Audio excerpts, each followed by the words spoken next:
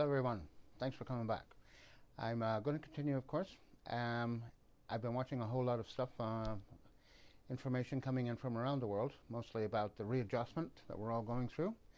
And I have been a little bit busy with inquiring about rules, what I call fascist rules, which of course they are in Canada, because the Prime Minister here, his name is Justin Trudeau, he's considered a fake. He even has fake eyebrows. One was falling off when he was being interviewed. I thought it was hilarious. However, he had appointed a new person to be the head of Elections Canada. Now, this is a very responsible position. And I want to quote a man named Joseph Stalin, who was a despot as well. And in Canada, I would call this as a dictatorship, a despotic regime. We have no justice here. They even admit this. The government of Canada says we can't have justice in Canada because the government can't afford to pay anyone. However, let me go back to Joseph Stalin. Joseph Stalin once said, "I don't care whether you vote or not. I care about who counts the votes." So I wanted to know from this person what his education was. He's a very well respected man in the province of Quebec, which has Napoleonic Code, which is the laws of a dictator. So it took him some time, but he did write to me, and I have the letter, and it was fascinating because he has 3 university degrees. He has an LLB, he has a master's in LLB, and he has a PhD in LLB. But he only studied Napoleonic Code.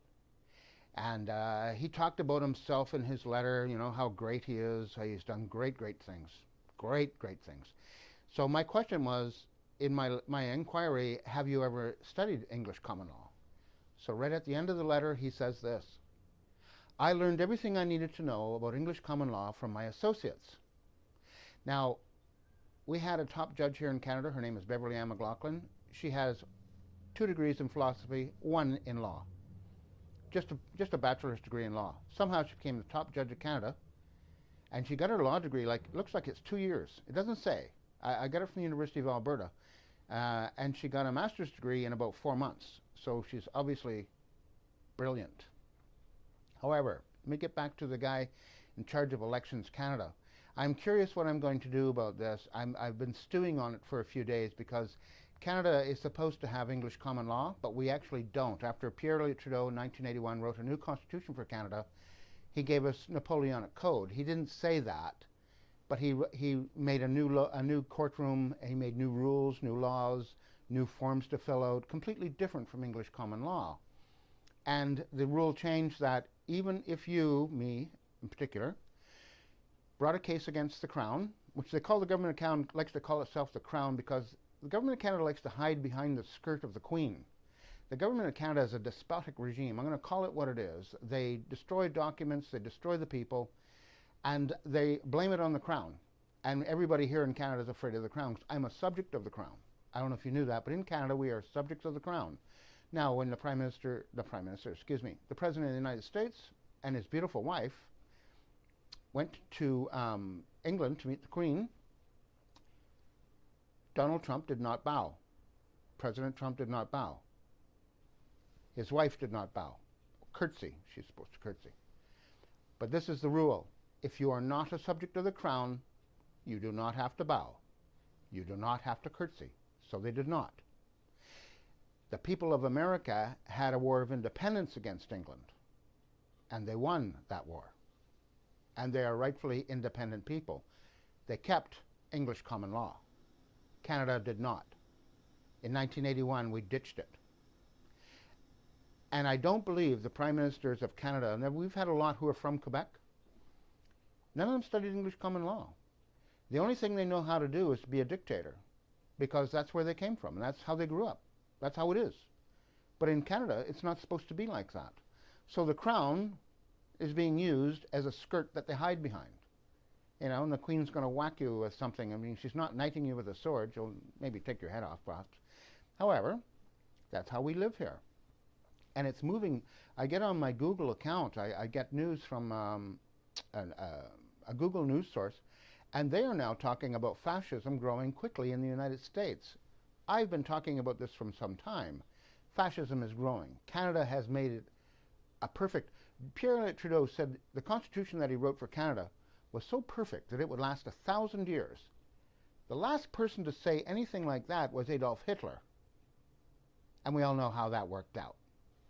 I'm not sure when Adolf Hitler wrote the Constitution for Germany. Forgotten what they called it. Somebody out there knows what it is. Third Reich or something. Perhaps something like that. But I'll just tell you that in Canada, the province of Quebec has different rules than everybody else. They have different rules for revenue. They have their own immigration service. They are, in fact, a country within a country, sort of. And they have a strange deal. You can't, if you wanted to put a pipeline across Quebec to go to another province, you wouldn't be permitted to do it. The people of Newfoundland built a huge hydroelectric plant at Churchill Falls, Labrador. And they wanted to transport that electricity to New England states through Quebec. Quebec would not allow it. So what do you think happened? Quebec built its own line, and they pay the province of Newfoundland $1 million a year for the electricity. They buy it. They resell it to New England states, and their profit is $900 million. Newfoundland has always asked the Prime Ministers of Canada to help them renegotiate that deal. Every Prime Minister, without exception, does not want to have to deal with Quebec. None of them. They all run away screaming. Biggest problem is the laws of Quebec are not the same as Canada, so nobody knows how to proceed. Nobody. The Supreme Court of Canada has been asked to make a ruling on whether or not Quebec is actually a part of Canada, since it has always refused to sign the Constitution. So if you don't sign it, are you really a part? What are you then? What happens? Canada likes to ignore it. Beverly Ann McLaughlin ignored it. All the judges of Canada ignore it. You know what their priority is here? They want to stop bootlegging. What the hell are you talking about, stop bootlegging? Right now, we've got marijuana grow-ops happening. The new Prime Minister has got everybody excited. Jesus, all the retired, not all, I shouldn't say that, but there are some very important people in Canada. Some retired police officers, lawyers are involved, and other people in the Department of Justice. They've invested heavily in the production of marijuana and the sale of marijuana. But the Supreme Court of Canada wants to stop bootlegging.